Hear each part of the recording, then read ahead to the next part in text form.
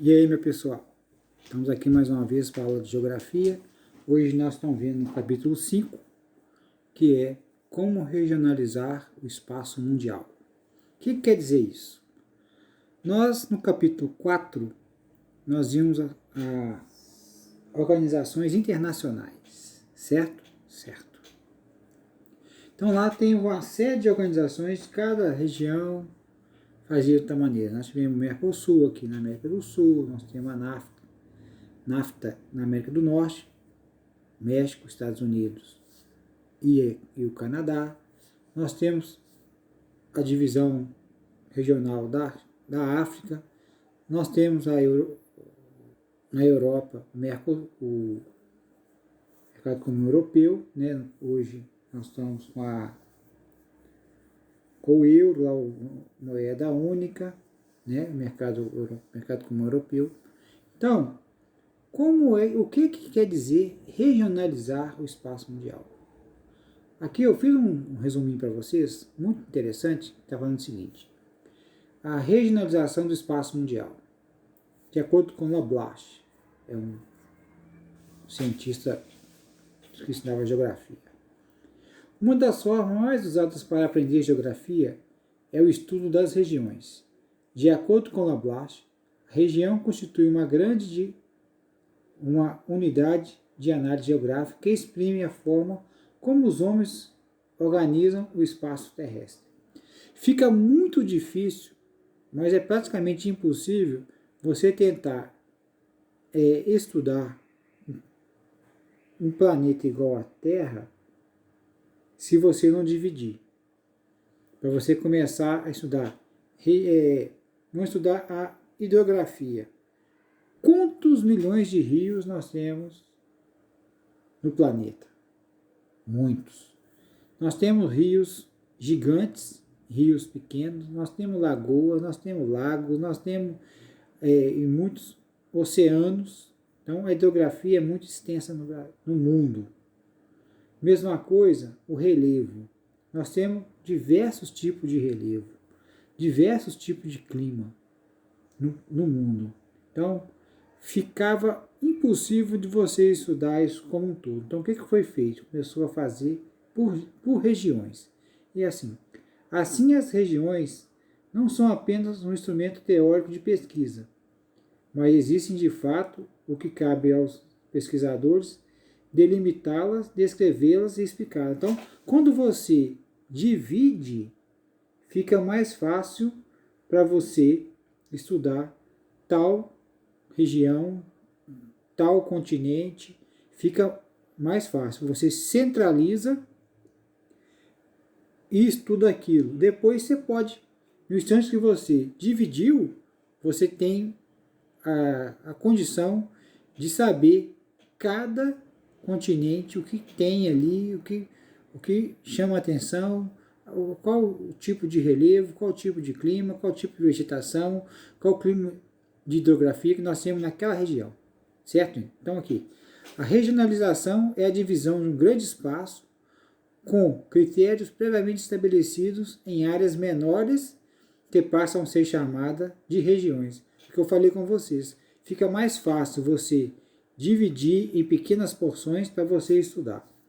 Na ciência geográfica, o conceito de região está ligado à ideia de diferenciação de áreas. Foi o que eu falei com vocês também.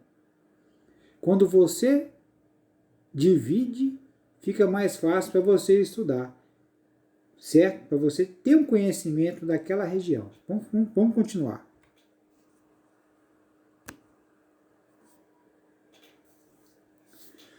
O que é regionalizar? É dividir o espaço em município, estado, país, continente ou o todo mundo em regiões. São partes de um todo que possuem traços comuns. Para que regionalizar? O que eu falei com vocês. Para estudar melhor o espaço e compreendê-los para fins administrativos ou de planejamento. Como regionalizar o mundo? Diversos critérios. Por continente, por paisagens naturais, países ricos e pobres, por grandes culturas. Vou dar um exemplo aqui nesse último tópicozinho aqui. Por continentes, a gente estuda toda a América do Norte, América Central e América do Sul. A gente estuda separadamente a Europa da Ásia. Porém, na Europa nós temos a divisão cultural. A Europa Ocidental e a Europa Oriental. Capitalismo e, até durante a Guerra Fria, nós vamos ver mais na frente, em alguns slides está falando sobre essa divisão, do capitalismo e do socialismo.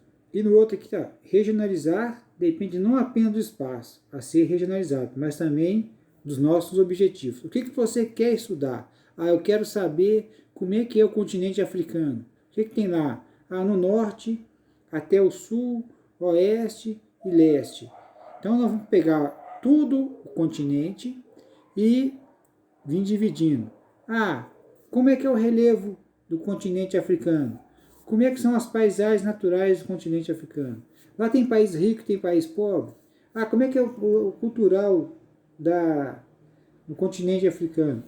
O continente africano, ao norte da África, nós temos toda a incidência muçulmana, a cultura. Já na África Central, nós temos culturas regionais, que são os dialetos, são aqueles nativos daqueles países onde tem a cultura diferente do restante da África.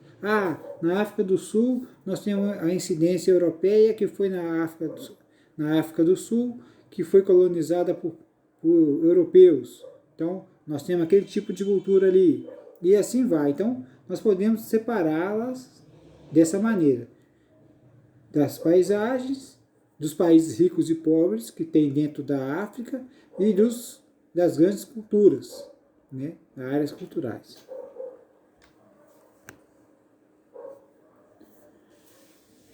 Igual eu falei com vocês no slide anterior. As regiões podem ser estabelecidas de acordo com critérios naturais. Trata-se de uma divisão que resulta da história natural do nosso planeta. Faz referência à geologia da Terra, aborda as diversas vegetações, clima, relevo, hidrografia, a fauna e etc. Esse etc. aí, ele entra numa gama de coisas. Da extração, do extrativismo, entra da colonização, tudo isso. Sociocultural, a divisão do espaço mundial baseado em elementos políticos e econômicos. Aqui seria a divisão dos países, dos continentes, aonde nós temos países ricos e países pobres, sociocultural, certo? E o outro, o homem é visto como o agente principal que ocupa e transforma seu meio natural em espaço geográfico. Olha aqui nesse mapa a divisão sociocultural, aonde nós estamos no capítulo anterior, no capítulo 4, as divisões políticas, econômicas e os seus respectivos acordos, né? Onde tem Mercosul, nós temos a União Europeia, nós temos a União da África, a NAFTA, a LAD, o Pacto das Andinas, tudo isso nós estudamos no capítulo anterior. São as divisões sociopolíticas, econômicas e a divisão do mundo. O outro exemplo de região natural são de zonas térmicas. Aqui já entra a parte de clima.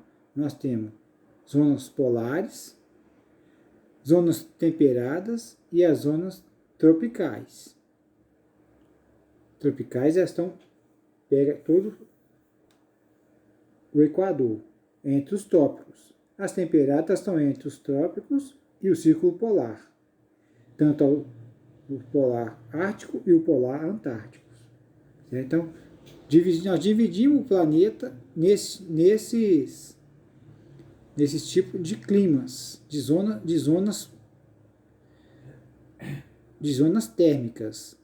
Então, nós podemos aqui, nessa região, entre as zonas temperadas, onde está escrito Europa e Ásia, E aqui no hemisfério norte e no hemisfério sul, nós temos a parte do Brasil, a Argentina, Uruguai e Paraguai, incluindo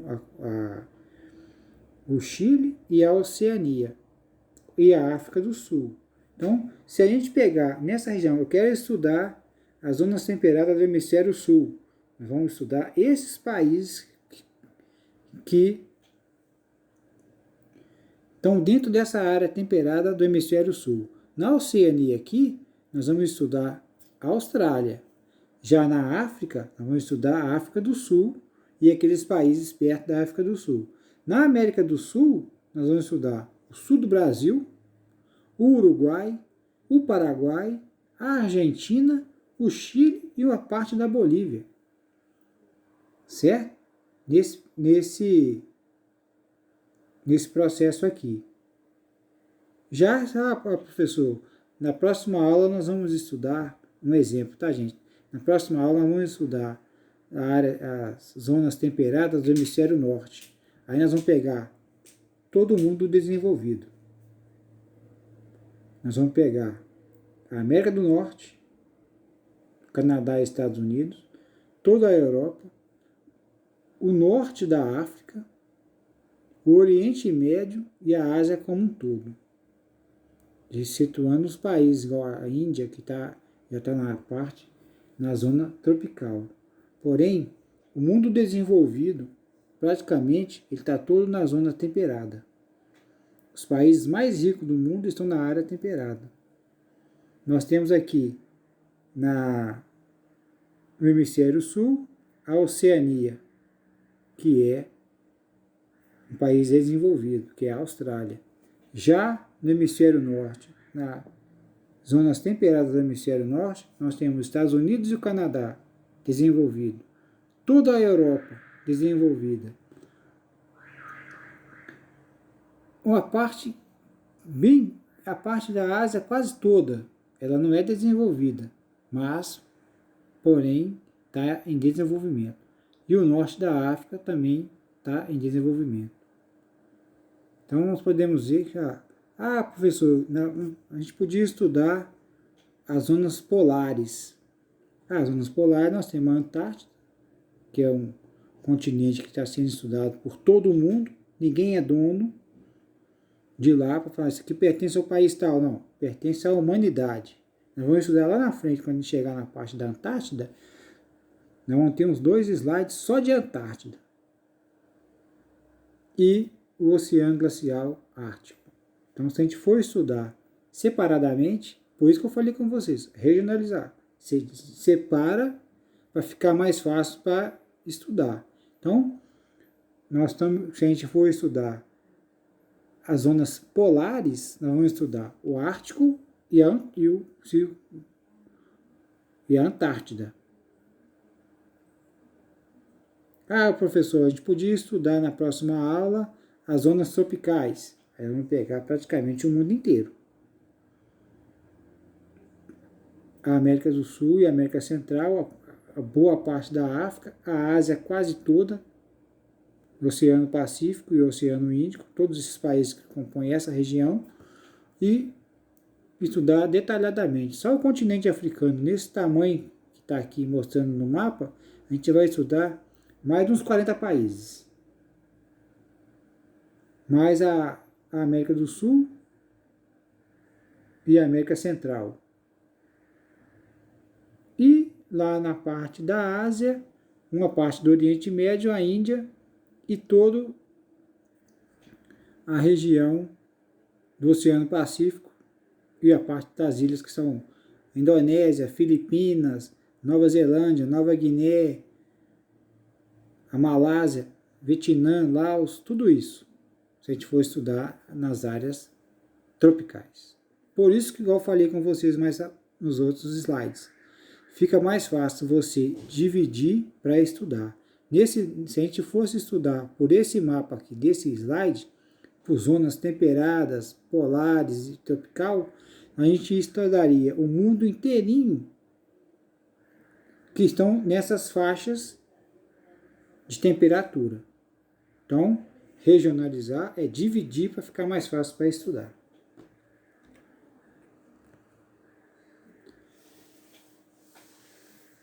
coloquei aqui o mapa de São Paulo para ficar mais fácil para a gente estudar esse slide aqui.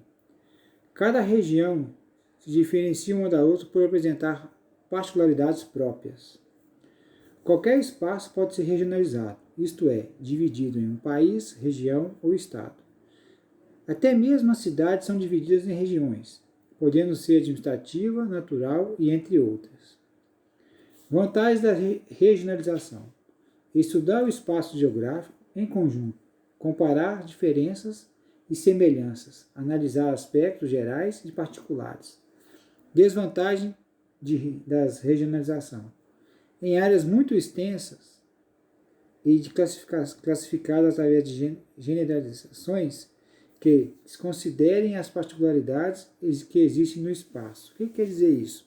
Se você pega uma área muito extensa, nessa região, você costuma ter uma diversas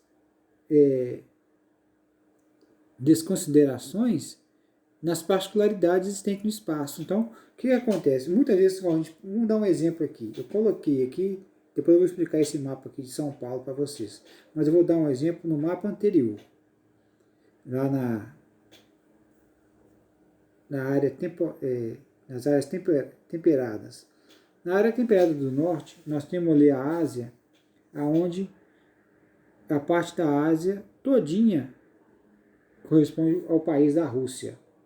Nós temos a Rússia, é a parte europeia, e a Rússia, após os montes Urais, toda a região da Ásia. Então, é o maior país do mundo, é a Rússia. Porém, esse espaço dos Montes Urais até chegar no Oceano Pacífico é extremamente grande. Então, ali você tem de tudo ali. Você tem a reincidência da região polar, você tem deserto, você tem áreas de alagamento, você tem área de irrigação. Então, você tem diversos, são 12, quase 17 milhões de quilômetro quadrado, que fica difícil você estudar regionalização ali. O tamanho da área fica muito extenso, você tem que pegar ali e dividir por regiões menores, micro-regiões. Eu vou estudar só a floresta de taiga. Aí você vai estudar a floresta conífera, vai aprofundar. Eu quero estudar a região deserta da Ásia Menor. Você vai pegar aquela parte ali. O que tem ali? Nós temos ali, além dos países Azerbaijão, Turquestão, pequenos. Então fica essa a desvantagem de você querer fazer uma área muito extensa para você estudar. Voltando aqui no mapa de São Paulo. Eu separei esse mapa aqui, coloquei assim: regionalização do turismo paulista. Cada cor dessa daqui, da região de São Paulo, ela me dá um tipo de...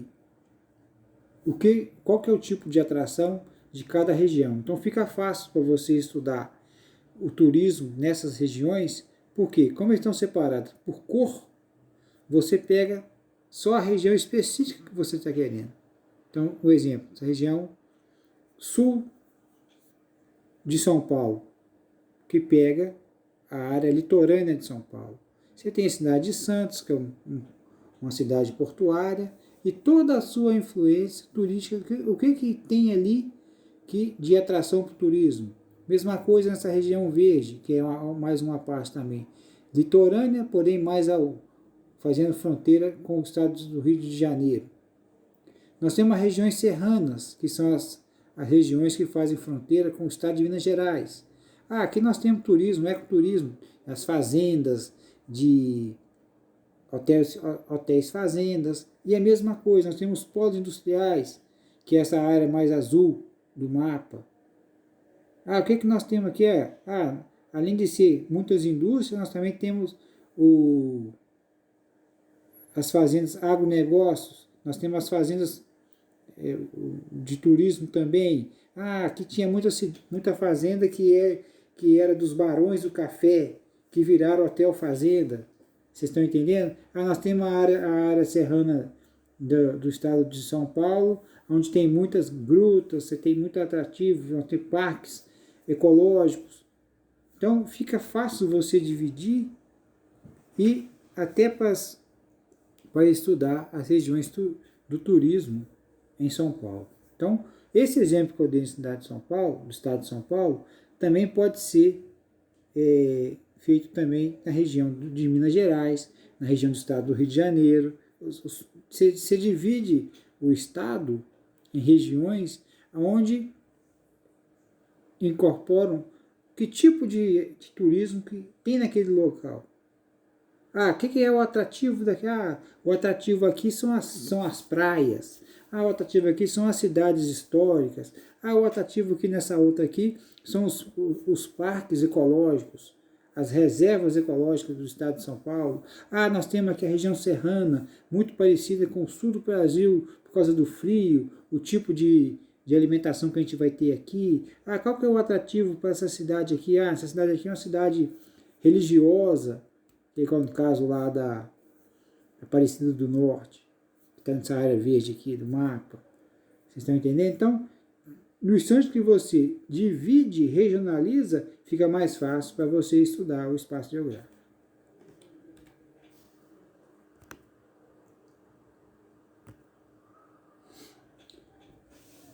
Como eu falei com vocês aqui, a gente é a divisão do globo de acordo com as regiões praticadas.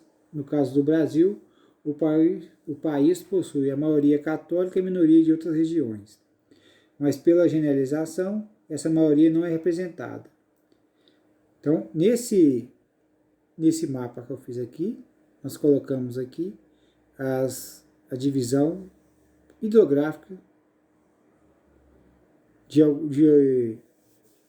uma região de São Paulo.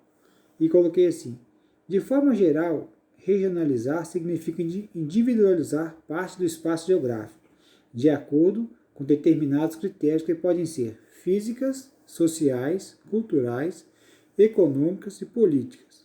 Há, portanto, diversas possibilidades de regionalização como. Nesse mapa aqui, eu coloquei o perímetro urbano de Jandaia do Sul. O que nós temos lá? Nós temos tipo de água,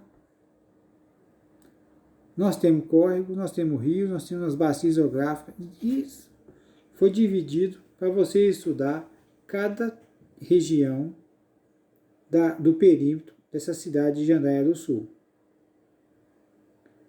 Então, nesse mapinha aqui, nós temos o que nós temos aqui? Qual tipo de bacia hidrográfica nessa região? E assim vai. Então, nós temos as físicas, as sociais, as culturais. Então, na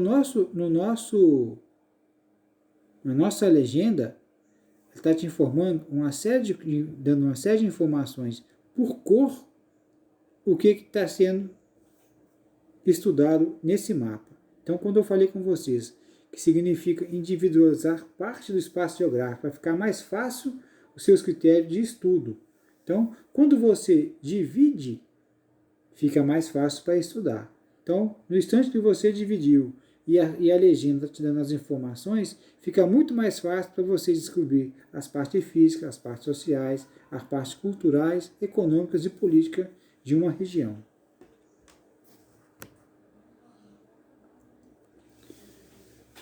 O nosso planeta ele foi dividido de regionalização por continentes, né? América, África, Europa, Oceania e a Ásia.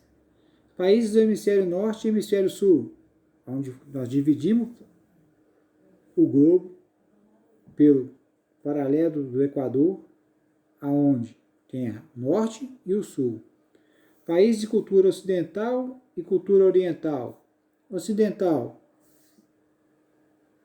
meridiano de Greenwich. Nós dividimos o planeta em oeste e o leste, ocidental e oriental. Também dividimos o país, como nós vimos no capítulo 4, entre países ricos e países pobres, e assim por diante. Qualquer regionalização é apenas parcialmente verdadeira, pois quem agrupa e reúne são partes e faz um acordo com seu interesse específico. Aqui nesse mapamundi, eu dividi por o nome dos países. Então, cada nomezinho aqui está mostrando onde é a posição dele no continente. E outra assim, qualquer conjunto de informações é seletivo e, portanto, não dá conta de mostrar todos os aspectos da realidade. Por aqui a gente não sabe nada, você só vai saber onde está o país, mas não dá para você estudar a fundo cada um aqui. Aí, igual eu falei com vocês, no instante que dividiu por continentes, nós temos condições de estudar o continente da América do Norte, América Central e América do Sul. A gente tem como estudar a África, igual eu falei com vocês. A África do Norte, a África Central e a África do Sul. Na Europa nós temos condições de estudar a Europa Ocidental, a Europa Oriental, na Oceania, lá na Austrália e os países que fazem parte da Oceania, e a Ásia, onde pega todo o continente asiático.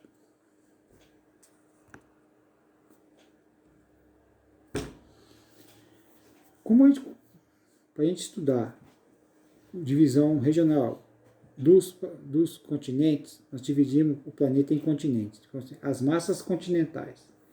Ao olharmos a superfície terrestre, podemos destacar 4 massas continentais. Coloquei aqui como é que foi dividido o nosso mundo. Velho mundo, a Ásia, a Europa e a África. A maior massa continental, 57% das terras imersas, então, os continentes. Quando fala o velho mundo, por quê? De acordo com a evolução da humanidade, esses países que pertencem à Ásia, à Europa e à África foram os primeiros países a se constituir. A Europa, a África e a Ásia. Deles que vieram os outros. Saiu da Europa, foi descoberto um novo mundo, ou um novo continente. Cristóvão Colombo, nas grandes navegações, descobriu a América. Novo continente, América do Norte, América Central e América do Sul.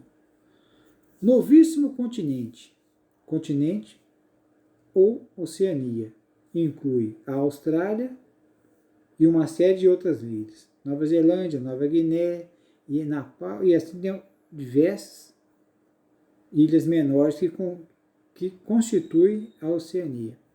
E a Antártica eu falei com vocês que a gente ia estudar, ver separadamente. Caracteriza pela ausência de ocupação humana.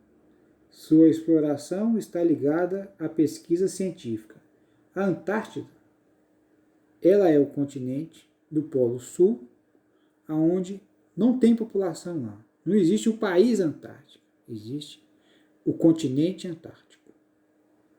Todo mundo é dono de lá, porém ninguém pode tirar nada de lá. Todo mundo pode ir para lá, qualquer país do planeta pode ir para lá estudar. Cientistas podem ir lá estudar, tanto que é cheio de base de cientistas estudando o clima, o gelo, o tipo de animais que sobrevivem àquela temperatura tão extremamente baixa, certo? E aí vai. Mas não existe um país antártico, existe o continente antártico.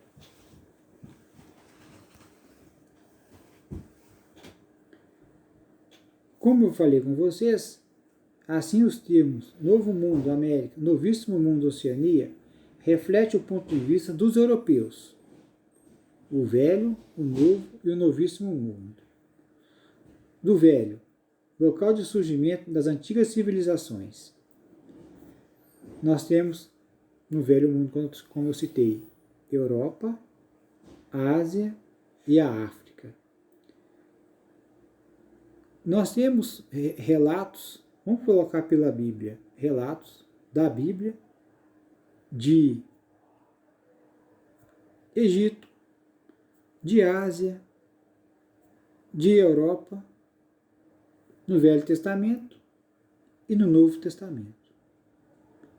No Velho Testamento, que a gente estudou de Gênesis até o livro de Malaquias, a gente estudou a saída do Egito, o pessoal indo para o Egito, as guerras entre nações contra a Ásia. Na Ásia nós tivemos o Jardim do Éden, Rio Tigre, tá hoje onde é que é o Iraque. Quando a gente passou para o Novo Testamento, as viagens de Paulo, indo para Roma, na Itália. Então, no ponto de vista europeu, lugar onde se encontram os fósseis mais antigos, o berço da civilização ocidental, que dominou o mundo a partir do século XV. Quando eu coloquei isso daqui, foi onde teve as grandes navegações. Descobrimento do mundo, vamos colocar assim, onde o europeu saiu da Europa e descobriu a América, descobriu novas rotas para chegar na Índia, descobriu a própria Oceania. Então, coloquei do ponto de vista europeu. Nos termos que refletem a história humana, ao processo de descoberta e colonizações das diversas regiões do planeta pelos europeus. Eu acabei de falar aqui agora para vocês. O processo de alterações de hábito e modo de vida tradicional de uma sociedade que aos poucos foi incorporando os valores e tecnologia da cultura ocidental, que é a ocidentalização do mundo.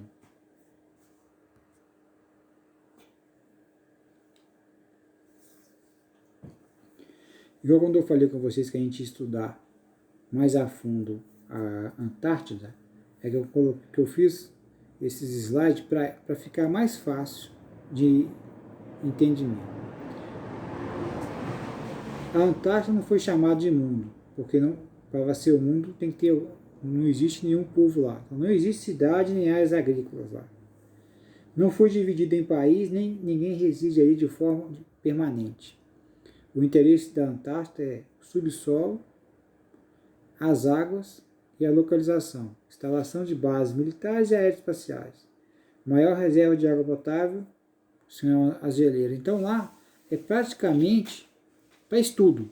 Você não pode fazer nenhum tipo de extrativismo ali, não pode tirar nada de lá. É só para estudar. Tanto que ela não é um país. Ela é o continente onde todo mundo é dono.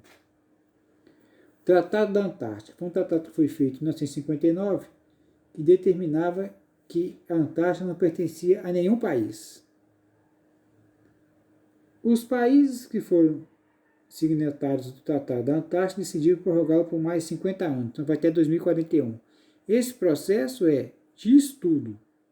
Até o Brasil, que eu coloquei aqui, eu dei um exemplo, a Estação Comandante Ferraz, base científica do Brasil na Antártica. Ela é principalmente para estudar. Os cientistas vão para lá para estudar, não só do Brasil, como tem outras diversas bases lá, de todo mundo. Embora você não pode fazer nenhuma exploração mineral. Eu coloquei aqui, ó. Todos tivessem o direito de instalar bases de estudo científico, porém não haverá bases militares nem de exploração mineral. Lá não pode vou colocar uma base militar aqui. Não pode. Como é de todo mundo, não existe isso. Os países que possuem bases científicas ou que tiveram realizado estudos nessas áreas podem participar de qualquer decisão sobre a divisão territorial no futuro. Como lá, todos os países que já têm base lá, nesse tratado, que foi feito em 59,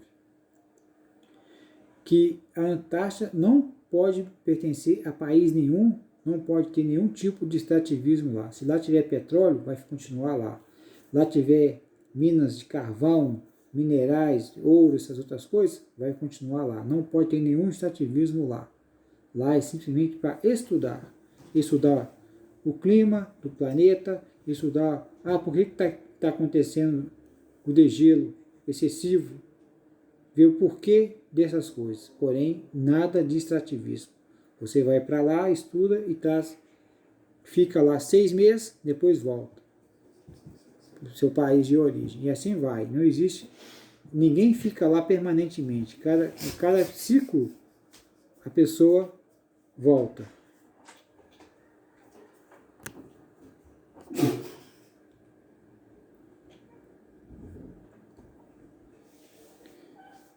E vamos mudar o olhar agora. Vamos mudar o nosso olhar, ao invés de centrar na natureza, vamos destacar a sociedade.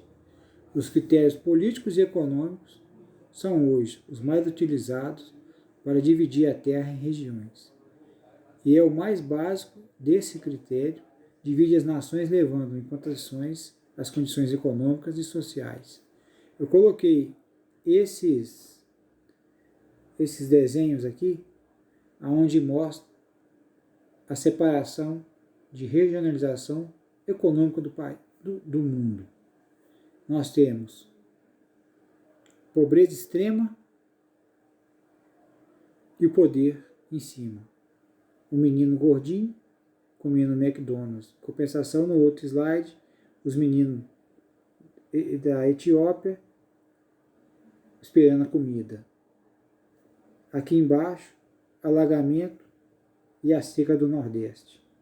Então, quando se divide por regiões, você vai colocar regiões desenvolvidas, regiões menos desenvolvidas, regiões com poder aquisitivo alto, regiões com poder aquisitivo muito baixo. Então, você não simplesmente divide o planeta, como eu falei nos slides mais acima, anteriores a esse, sobre socioeconômico. Então você tem a divisão de países ricos, países pobres e países extremamente pobres, que nós vemos aí, os países africanos extremamente pobres, dependente de tudo. Quando vocês estudaram no capítulo 4, nós chegamos a ver isso no livro de vocês, lá mostra a desigualdade social, a preocupação da ONU com esses países, a ponto dela criar órgãos levados à alimentação, que é a FAO, a Unicef, a educação, entendeu? Então, já era a preocupação das Nações Unidas para esse tipo de divisão regional de países ricos e países pobres.